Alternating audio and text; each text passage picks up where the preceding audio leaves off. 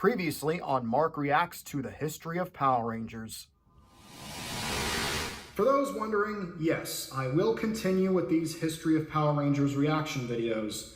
It's funny, there was that point during the Turbo videos, I forget which part, where I honestly was just thinking of quitting these after that and focusing on other projects leading up to the end of my channel.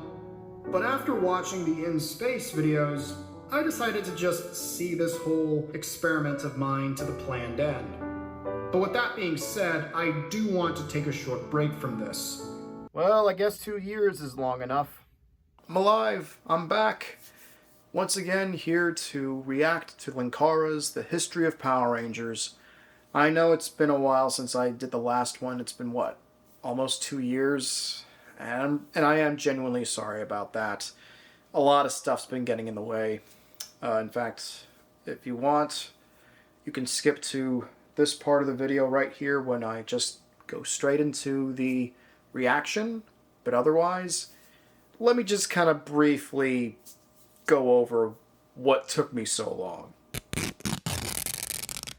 Yeah, I'm not actually going to do any of that.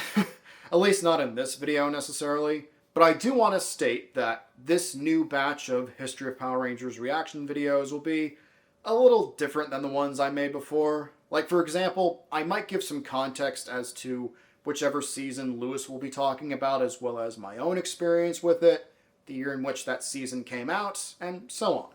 But again, if you just want to skip to the main reaction itself, then here's the time code. I'm pointing at it. It's right there. Yeah. With all that said, 1999. No. That's too obvious. What about that other needle drop? What was it? There we go. That's better. 1999. What a year. The new millennium was just around the corner. Some people were convinced the Y2K bug would kill us all, and this bright idea happened. Now, I was only 3 years old at the time, but I still do have some memories of that year.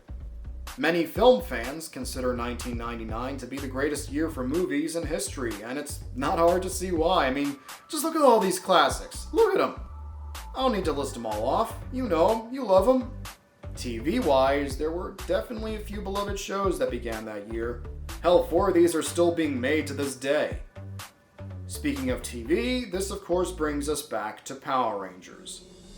By the beginning of the year, Power Rangers had fortunately dodged cancellation thanks to the overwhelming success of what was planned to be their final season, Power Rangers in Space. Kids loved it, audiences loved it, they bought the toys, the show had reached new highs. Following this was what fans call the post-Zordon era. I personally will refer to it as the Judd Lynn era of Power Rangers.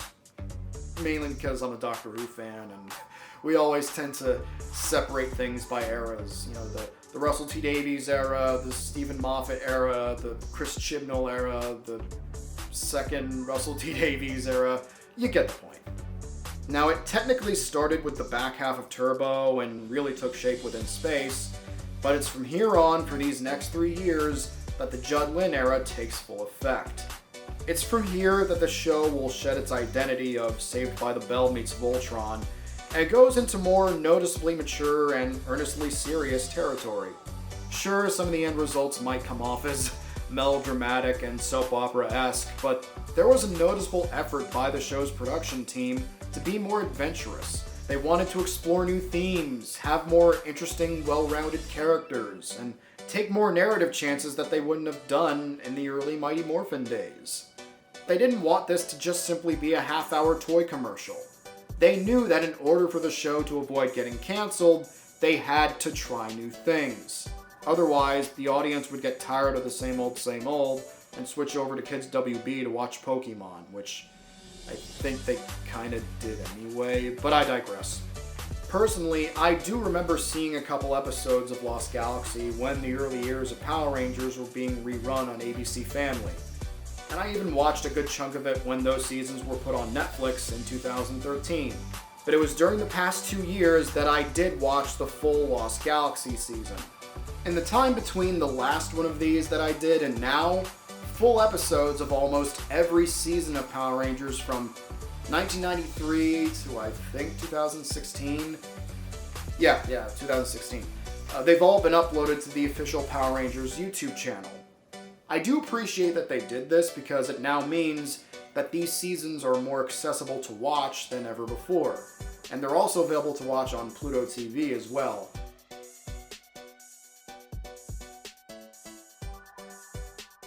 I'll go into it a little more next time, but it's actually been really helpful for me in terms of watching seasons that I either only saw an episode or two of, or just skipped altogether.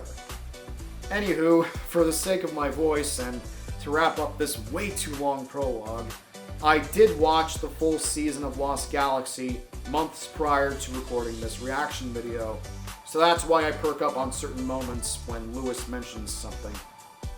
And that's all the stuff I wrote. Great, I can rest my voice now. No more wasting time. Take it away, me from 4 months ago. Take these beads in appreciation for your bravery. I'm sure Scorpius will reward you even more. Oh, goody. Beads.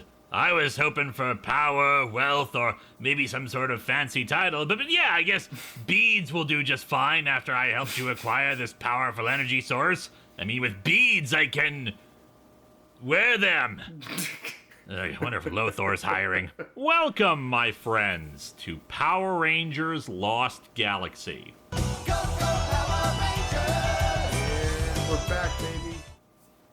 Oh, and because, it's Linkara, I have to say, beads, my god. It's a reference to his more famous series, Atop the Fourth Wall.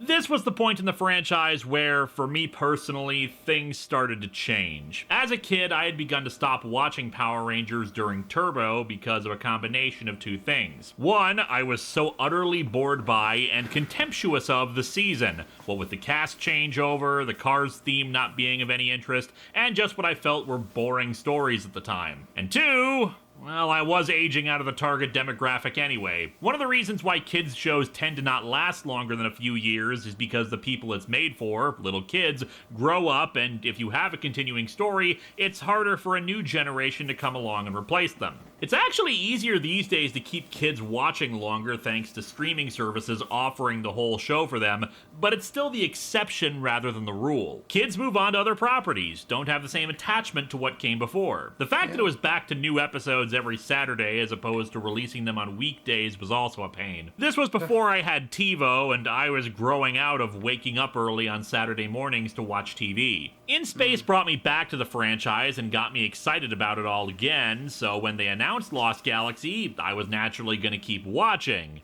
But I only watched it for a few episodes before I gave up on Power Rangers. For one thing, starting with this season, it was decided to have each series be as standalone as they could. Every season was a new cast, and they'd downplay references to previous seasons and teams, though most seasons we did get 1 or 2 episodes where they'd team up with the previous season's Rangers. As such, I didn't really feel any connection to this new team. In my mind, who were these strangers who were becoming Power Rangers? Sure, Turbo had screwed over the continuity of teams, but Demetria and Zordon didn't object to the 4 we got, and Andros was responsible for giving them the space powers. What made these 5 so damn worthy of carrying the name of Power Rangers? Who the hell were they to live up to the people who had just saved the universe? Well, that was my attitude at the time, at least. I don't think it helped that they didn't get their powers until the 2nd episode. Sure, both Zeo and InSpace didn't get theirs until the 2nd episode for their respective series, but the momentum from the season finales helped carry them. In this case, we're introduced to an entirely new cast, and we have to wait a week before they actually get their powers. These days, it is more common for this to happen, but back then, this was uncharted territory. I say either give them the powers in the 1st episode, or air both parts on the same day. Production-wise, if adapting a Sentai that had barely anything to do with space into a space opera was daunting, Lost Galaxy Galaxy had an even more uphill battle. The Sentai this time was a series called Gingaman, which was nature-themed. However, because of the success of In Space, the producers wanted to have another Power Rangers series be space-themed. As such, they had to get creative about it. The story involves a space colony that was traveling across the universe along with habitat domes that could be used for Zord battles and fights in woods and whatnot. It's a nice way of having your cake and eating it too. Sure, there's a bit of a clash between the more mystical powers versus the science fiction atmosphere,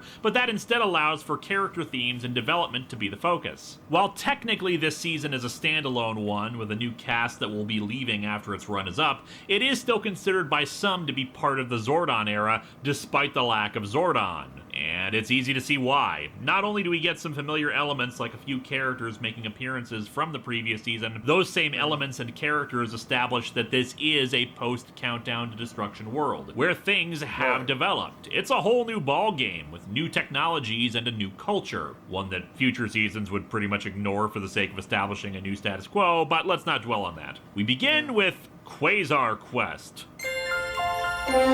Sometime in the not-too-distant future. We're down in deep 13.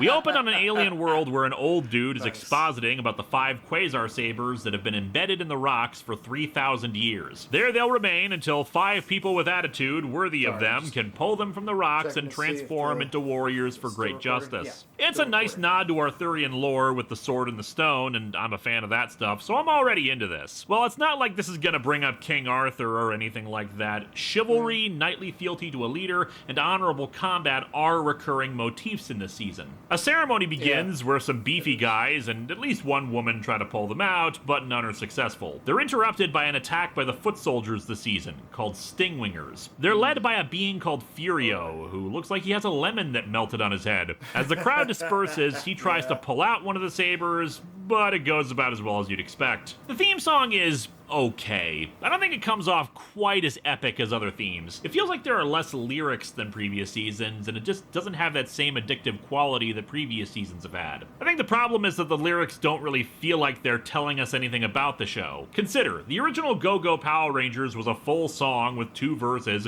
Zeo was a sequel song that talked about the powers being even stronger than before, Turbo was about the Cars thing, once again trying to talk about the powers being new and different, and In Space was the finale of it, flying higher than ever before. Lost Galaxy's theme seems to want to tell a story, but it runs out of time before it can tell the story, saying, "You'll go to a galaxy, and then there lies the key to the answer and your powers." Except nobody in this series requires an answer, or even a key to the answer.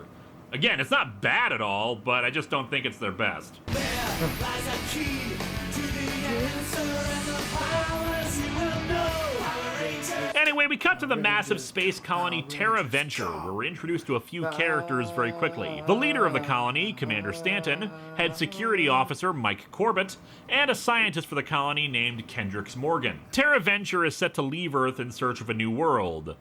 Though why the hell they're bothering with a huge-ass colony instead of sending out smaller exploratory vessels is never explained. However, we can assume that with how advanced the colony is, it was probably built using reverse-engineered technology from the Dark Fortress after Andros landed it on Earth. Speaking of Earth, we cut to a spaceport where we see dozens of people trying to get tickets to board Terra Venture.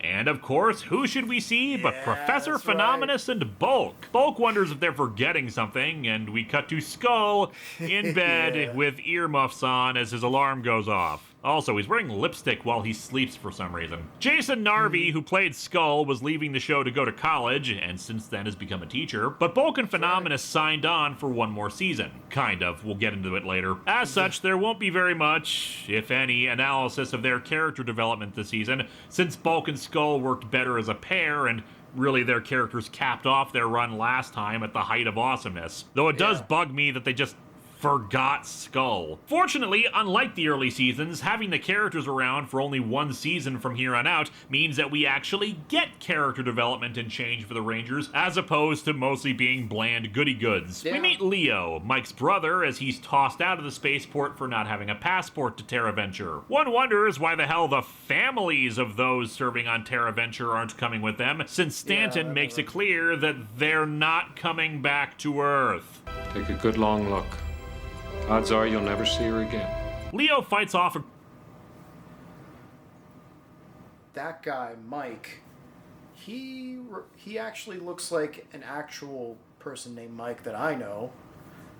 Mike Lecision, who was the creator of Living in 8 Bits, a good friend of mine. He kind of reminds me of him a little bit, just visually. At least I think he does. What do you think? Tell me in the comments.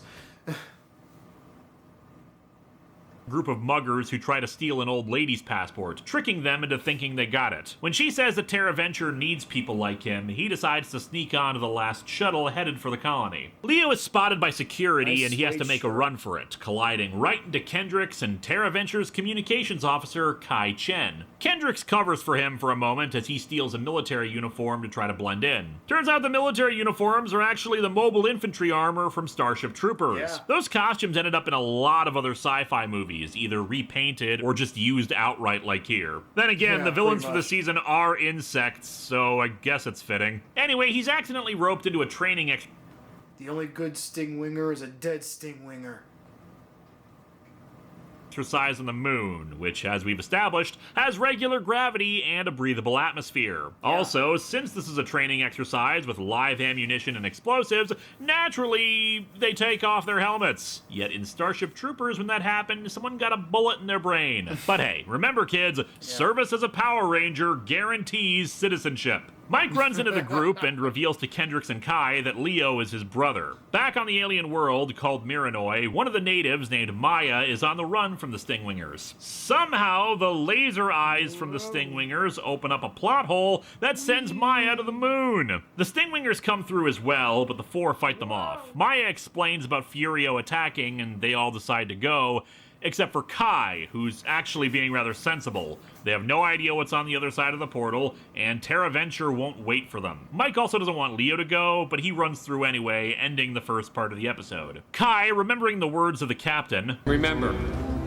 never, ever leave a team member behind. sees a flyer for the Astro Megaship, which has been converted into a museum since the end of In Space. I do have to kind of tilt my head at this, since it seems like it would be the property of KO-35, but I guess the Space Rangers donated it to science, since, well, they did kind of atomize every evil force left in the universe with Zordon's little Destructo wave. One of the problems with Terra Venture looking exactly like a regular city inside of it is that it's not clear whether the ship is parked inside of Terra Venture or on Earth itself. It has to have been inside of Terra Venture, since otherwise Kai would have had to go back to Earth to go get it, and that would have probably taken a while. But why this museum to such a pivotal time in Earth's history would be allowed to go on the journey that's not coming back to Earth isn't really obvious. Kai clears the megaship save for Alpha 6 and its mechanic named Damon Henderson. I know this ship inside and out. So believe me when I tell you, this is a museum, not a spaceship. Yeah, thanks, Damon. Ever heard of the Astro Megazord? It hasn't been that long since the Rangers saved the Earth. And if it's not a spaceship, what does it even need a mechanic for? After Kai almost futzes up the ship, Damon comes back and helps them get underway. One wonders why Alpha's having more trouble flying the thing than the guy who claimed that the megaship couldn't fly at all. Also, how would he know how to fly it?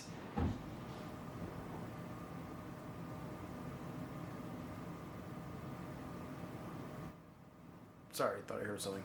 Anyway, how would he know how to fly it if he said that it's not a spaceship, it's a museum? I never understood that.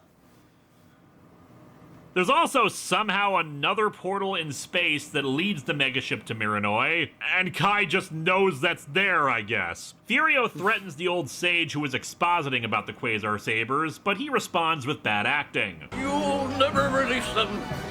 You were chosen. The four arrive to confront Furio, aided by Kai and Damon, who just Bug kind of eyes. wander onto the set. One wonders where they parked the megaship and why the mechanic decided to join them.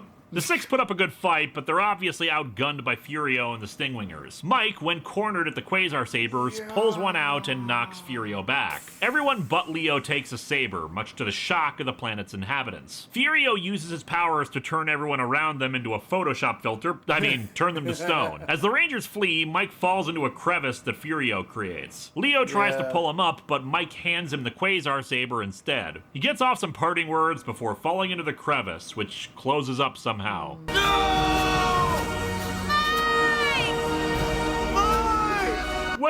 even met Mike. Who the hell is he? The five regroup and the Quasar Sabers Yeah, start how would he glowing. know? They hold up the sabers as lightning strikes them, how would he morphing the have five learned into the his Galaxy name that Rangers. quickly? With their new powers, the five easily manage to dispatch the Stingwingers. The Rangers are forced into retreat as the Photoshop filter catches up with them, the Stingwingers in pursuit. Leo is clearly pissed that they have to go, especially since they're leaving Mike behind. They get back into the Astro Megaship and take off, Alpha ecstatic that there are new Rangers, but doesn't really question any of it. The Megaship takes off as they watch Miranoi get He's just engulfed used in the to it by that effect. The point. Rangers make it through the portal, and Maya makes a little speech. The Quasar Sabers were put in that rock 3,000 years ago.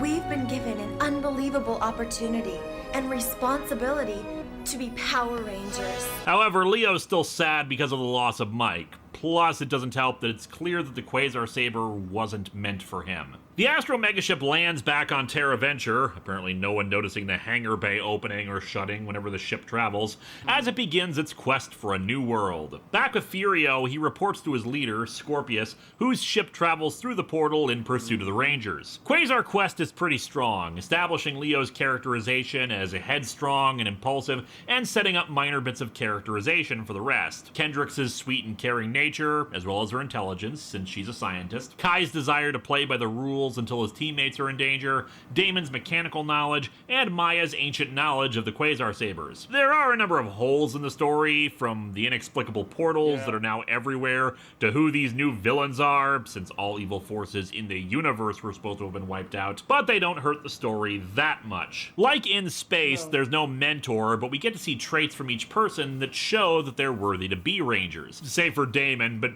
hey, he does ultimately decide to come fly the Megaship and help them out. The Galaxy costumes have been lovingly nicknamed the Charlie Brown costumes because of the squiggly line in the front. And frankly, these suits leave a lot to be desired in my opinion. I think the big problem is the torso. White is a more predominant color on all these uniforms instead of the Rangers' own colors, and it's the first thing that draws the eye. Unlike previous series, the Rangers' Zords are actual living beings. The Galactabeasts, five gigantic animals that the group rescues from Scorpius. Why the hell they transform into robots is never explained, but then again, this is Power Rangers, where we can breathe on the moon. Scorpius actually launches an attack on Terra Venture, and for the first time ever, we see an organized military force attempting to fight a monster. And it doesn't go well.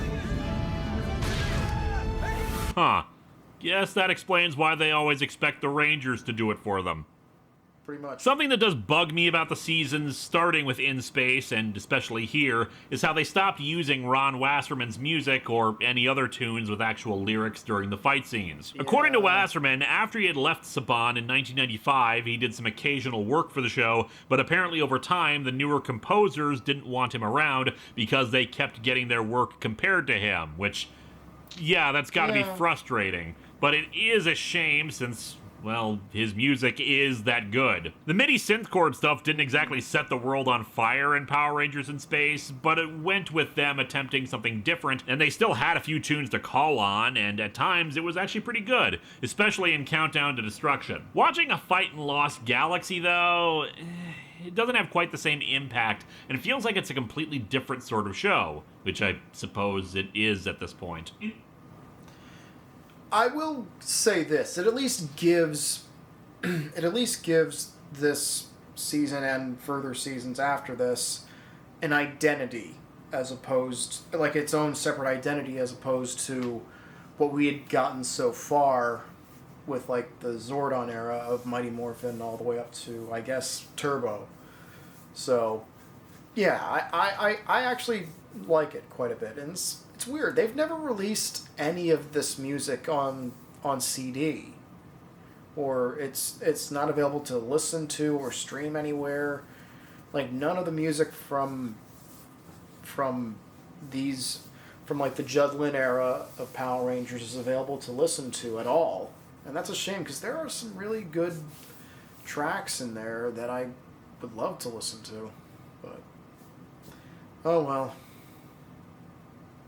In the original version of this video, I referred to this kind of thing as the Wasserman factor. The fight might be action-packed and fun to look at, but without the right musical score, it doesn't have the same impact. Now, over time, the music does improve significantly again, but stuff like music with lyrics for fight scenes never happened again on the show, and I admit I miss it. As the early episodes progressed, we're introduced to Scorpius' daughter, Trakina. Trakina is great in these early episodes. Sly, scheming, and she doesn't do very much. You get the impression she's a real power to contend with, but prefers to stay in the background and not attract too much attention. And of course, the Rangers got their own assemblage of weapons for new toys, including the Jet Jammers, flying vehicles that they can use both in space and in the air. Alpha and Dekka built them, which makes sense. They're very reminiscent of the Galaxy gliders from in space. Yeah. They also obtain the Trans Daggers, which unfold into their individual weapons and also transform the Galactabeasts into their robot modes. I still don't get that. However, the major upgrade to the group's arsenal came in the Lights of Orion saga. Trakina informs Furio that Scorpius has run out of patience with him, but he convinces her to tell him to give him more time,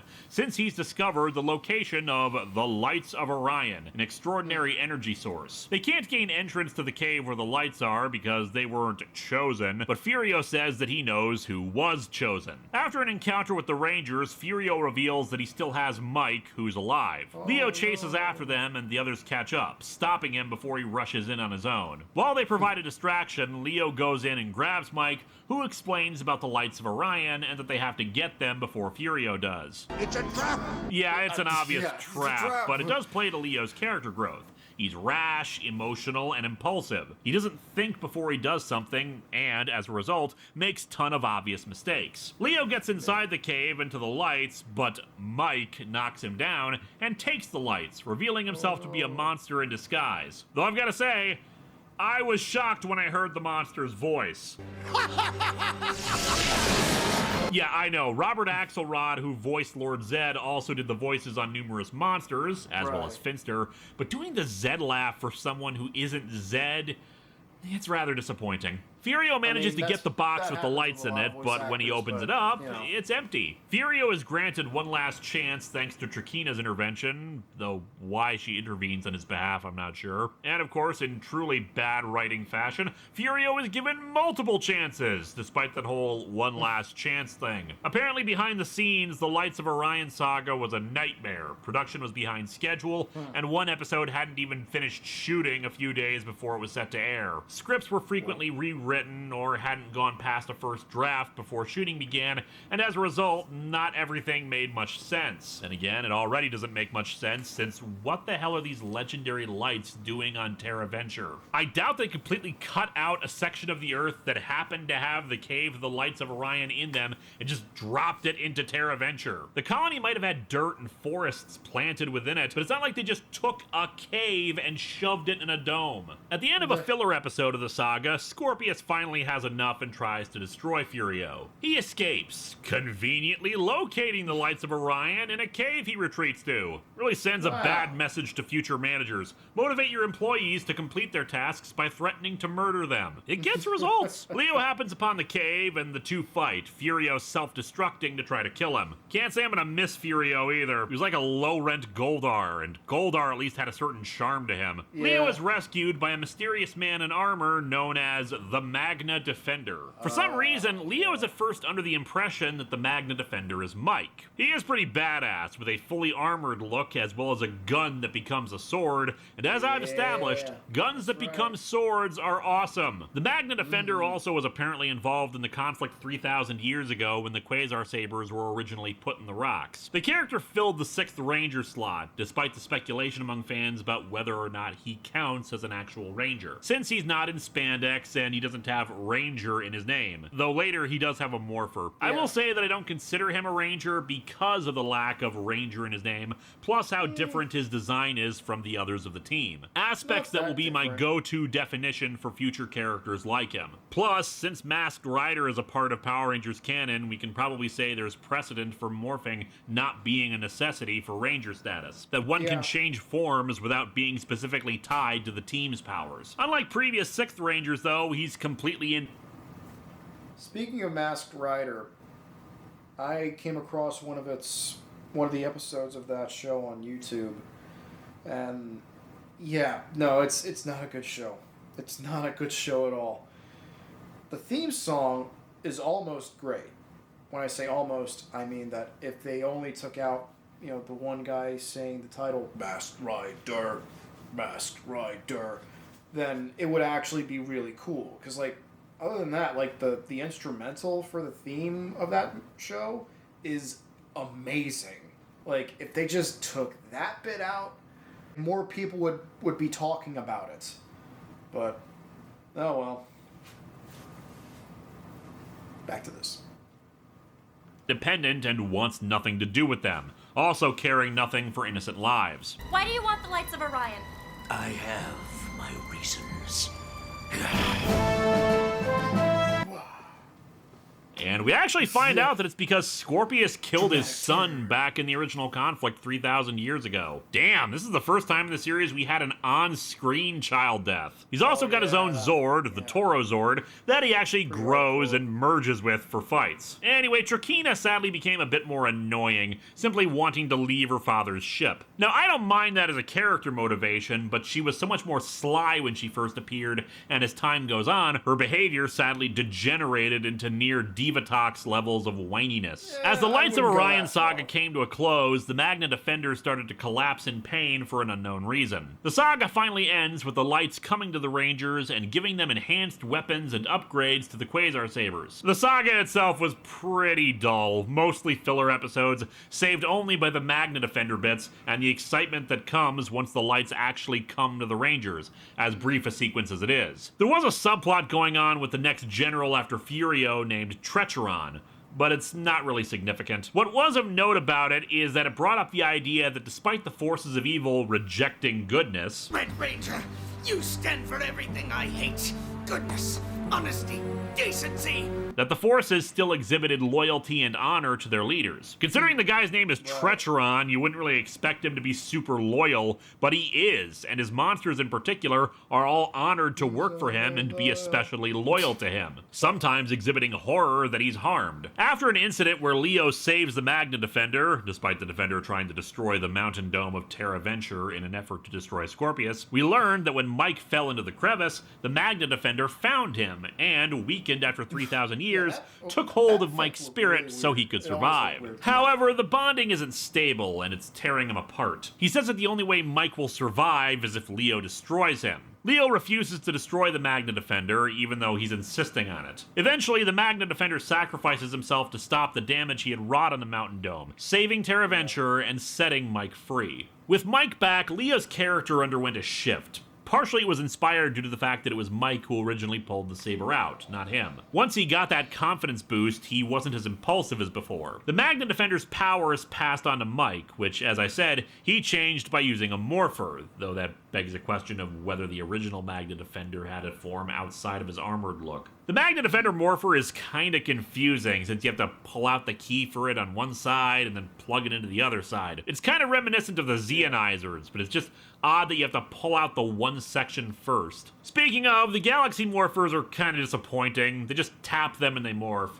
Just not as cool as the previous morphers. This is a change from how the Sentai did it, where there's actually a dial on them that specifies which color they change into, albeit now it makes me wonder if they could all theoretically change into the same color using that. In an absolutely idiotic episode called Stolen Beauty, 17 episodes in, we finally catch up with Bulk and Professor Phenomenus. Turns out they were assigned to the scientific division. But they're obviously not ready for intelligence of our caliber. We got canned. And now they run a bar. And isn't that just fitting for Bulk? After all, he spent the last few years hanging out at the juice bar and getting splattered with food. I could see him wanting to get into a business like that. The running a bar part. I don't think you can make a career out of getting hit in the face with food. Unless you're the comic relief on a children's show. The episode's other significance is that Scorpius wants Trakina to enter a cocoon that would shed her of her more humanoid characteristics and make her fully become an insect. She refuses, since she doesn't want to lose her beauty, but I'm guessing that this is why Scorpius, up until this point, has been reluctant to have her in combat. She's not nearly powerful enough until she undergoes the metamorphosis. During an absolutely stunning filler episode called The Rescue Mission, which is essentially an Aliens ripoff, but for a kids show it's pretty spectacular. The team... That is a really good episode, The Rescue Mission. That is a genuinely great episode. Like, I would say, of like all the episodes of Lost Galaxy, I would say that this one and a few others that are going to come later are the ones that I would personally recommend the most. Just because it's just legitimately great. Like, really well done.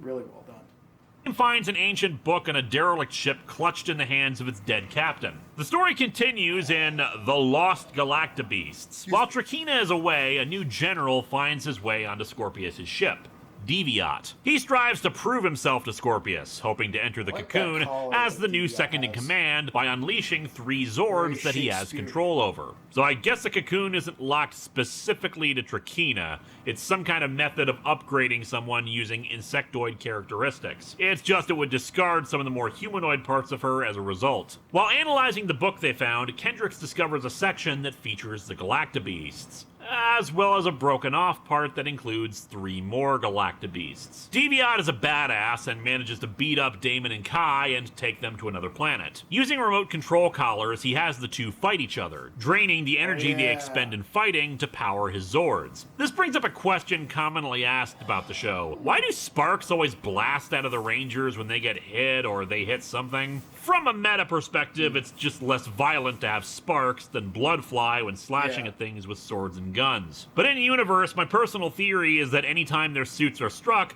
the power overloads briefly, kind of like sending too much power through Christmas tree lights. It causes a power surge. The other Rangers head out looking for them while the 2 manage to escape. Right. The other Rangers rescue them and they all attack Deviat. And here's where I think my theory has some backing to it, as all the sparking and energy that comes from their attack is drained into the remote control for the Zords under his control, named Stratoforce and Centaurus, along with the Zenith Carrier Zord, giving him the rest of the power he requires. The Galaxy Megazord refuses to fight Deviat's Zord, since I'm sure anyone with a functioning brain has figured out that Deviat's Zords are the missing Galactabeasts. Yeah. Eventually, they manage to free the Zords from Deviat's control and join forces with the Rangers. With his failure, Deviat decides that if he can't enter the cocoon, he'll just destroy Scorpius to get it. Which doesn't sound like such a bad idea.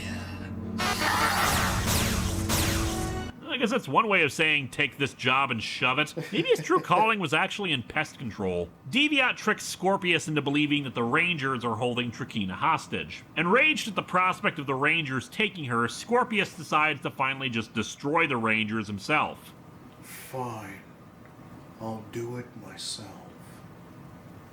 Scorpius, despite being pretty immobile, is actually pretty effective with his tentacles, simply tossing around the Rangers without much difficulty. However, they eventually manage to use the Lights of Orion to mortally wound him, and unlike the Machine Empire, Scorpius won't be returning. This is the first time the main villain has ever been completely defeated halfway through the show, opening up new possibilities, as we soon see. Trakina, meanwhile, has been wandering around on her own and arrives at the old Westbar Andros and Darkonda were at on the planet Onyx. She's aided by 2 beings named Villamax and his associate Kegler. After Trakina explains her situation, Villamax volunteers to train her to become a warrior. We even get a training montage that's just begging for an 80s tune.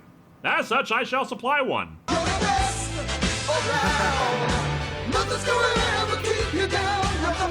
The training eventually starts to work, and Trakina is able to fight off Villamax. I like Villamax. He kind of reminds me of Ecliptor, especially in his support and loyalty to Trakina. He's a self-proclaimed noble warrior, and he actually does live up to that, even if he's on the side of the bad guys. I also like his very pointy shoulder pads. But not like pointy like how they would be like for like an old 80s like suit, but like pointy as in like pointing up. You see it. You see it. You see the vision. For example, in the next episode, he promises the freedom of the other Rangers if Leo surrenders to him, and, much to Deviat's shock, actually does so. Upon hearing of what happened to her father, Trakina returns before Deviat can enter the cocoon, and the 2 bid farewell. It's definitely more complex stuff than we usually got from Power Rangers, showing that the 2 did love each other despite being evil. It is me who is sorry. I should have never tried to keep you so sheltered. Almost makes you forget that one of them is wearing a bug on her head and the other is a slobbering tentacle hentai monster. As Scorpius evaporates, his last tentacle transforms into Trakina's new staff. Wait, is that how Zed got his staff? His mom was a giant gorgon or something, had snakes for hair. She died, and one of the snakes became the staff. Anyway, the cocoon is locked away for safekeeping by Kegler, to Deviat's annoyance. Trakina becomes seriously badass in her fighting skills after this. She does sadly have the bad habit of scene chewing, but I can forgive that since her fighting prowess makes up for it. When you destroyed Scorpius, you created something even more powerful. Me. She's not as powerful as her father, but being able to take on the Rangers in a proper fight helps even the odds, especially considering Scorpius didn't really move a lot in his fights by comparison. Plus, you know, being hammy is kind of a prerequisite for this show. However, Honestly, I kind of wished that Leo did that full fight, you know, minus having to morph.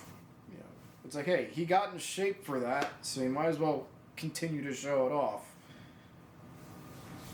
You know, but that's just my 2 cents. However, the real highlight of the season arrives in To the 10th Power. Deviat meets with an alien and obtains a chest containing 5 very familiar-looking data cards. When the alien tries to double-cross him, Deviat kills them and returns to the Scorpion Stinger. He explains that he's reprogrammed the cards to be even stronger than they were before, and inserts them into a digital reader, reconstituting them into...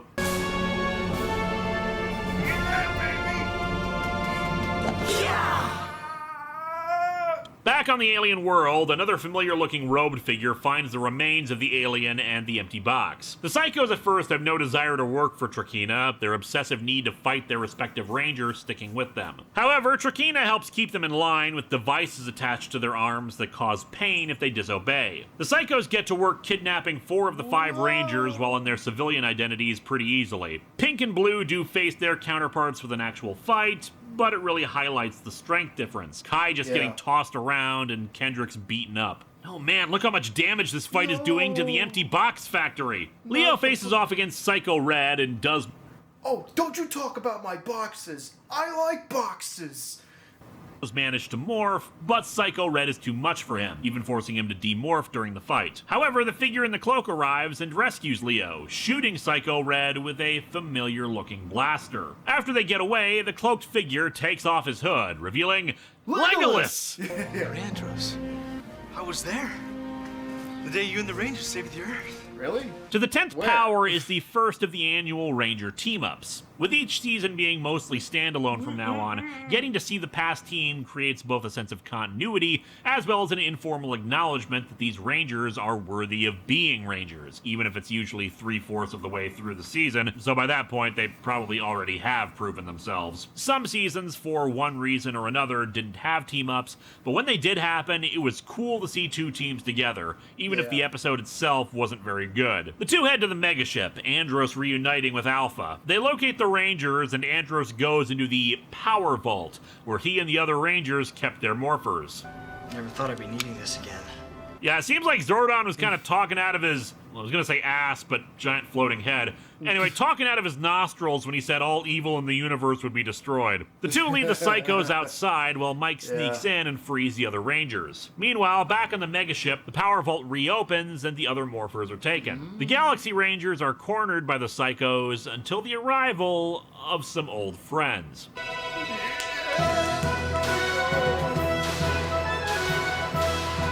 I can't show it because of Content ID, but one part of the team-up that's always fun when it happens is hearing the theme songs flow into each other when the 2 teams morph. Later on, this would sometimes get dropped, a disappointment to be sure, but this time right here is one of the best examples. In Space's theme song just goes into Lost Galaxies pretty well. Oh, and we also get the other staple of the annual team-up, the explosions behind them after they morph. Yes, it's silly, but like the Sparks thing, my theory is that so much power concentrated in one spot causes an overload. In the pavement, I guess. Or maybe it's coming from their feet. Oh, who the hell cares? It just looks cool. Anyway, the fights here are phenomenal, showcasing a number of different fighting techniques. The stunt work is fantastic, and the Rangers all really come off as competent fighters, especially when you consider that they're managing to fight off the Psychos so well. It really shows that despite how strong the Psychos were last season, and even with their enhancements, they're no match for 2 battle-hardened Ranger teams. Another reason why this is such a great team-up, anytime there's a crossover in, say, comic books, there's a risk risk that one team or hero will overshadow the other, questioning the competence or effectiveness of the other. With this team up, the two groups complement each other really well,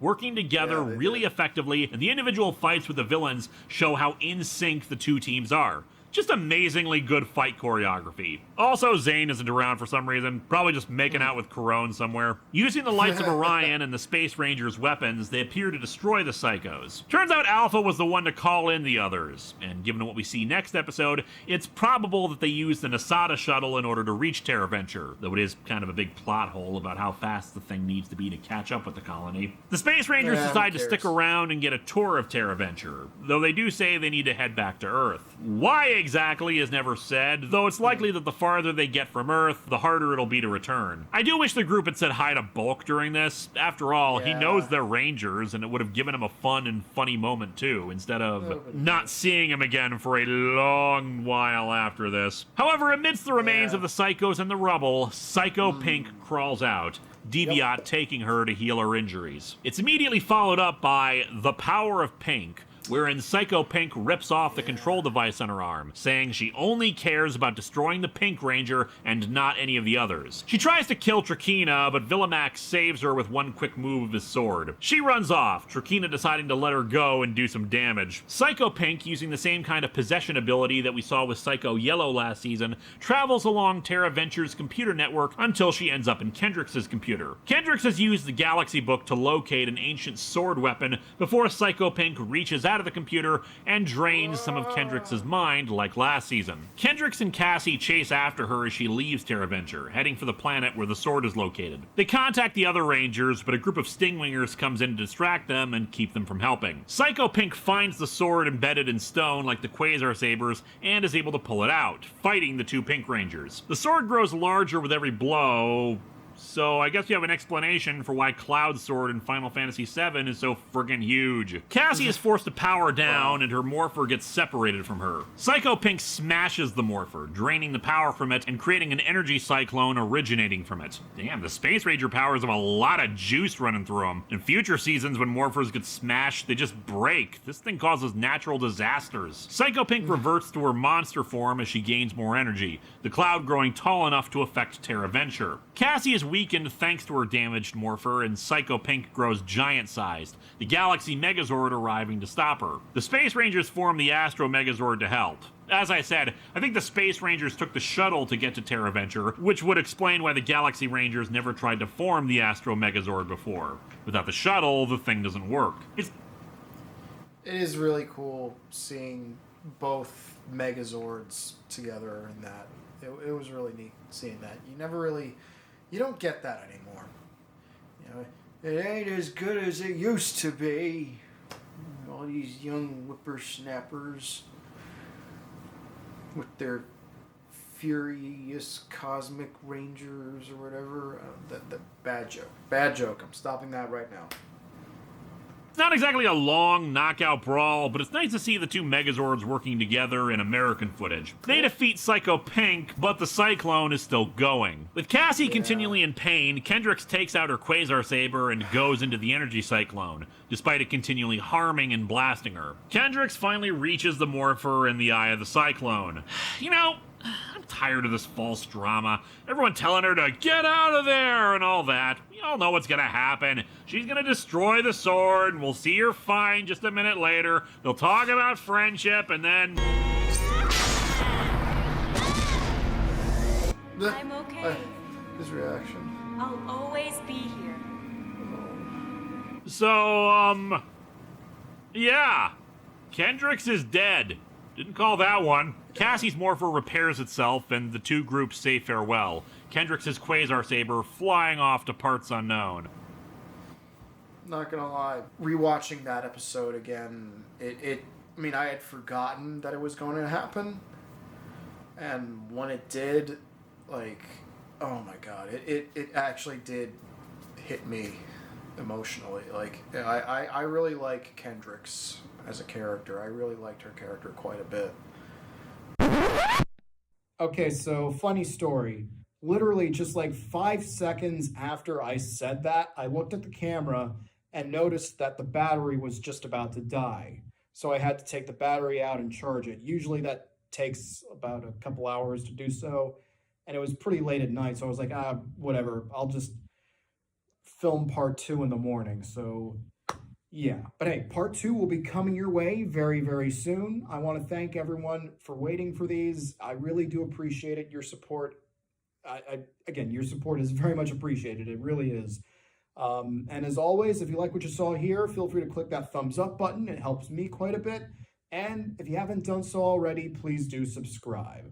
But until next time, I'm Mark Aquino. Thank you all so much for watching, and I'll see you later.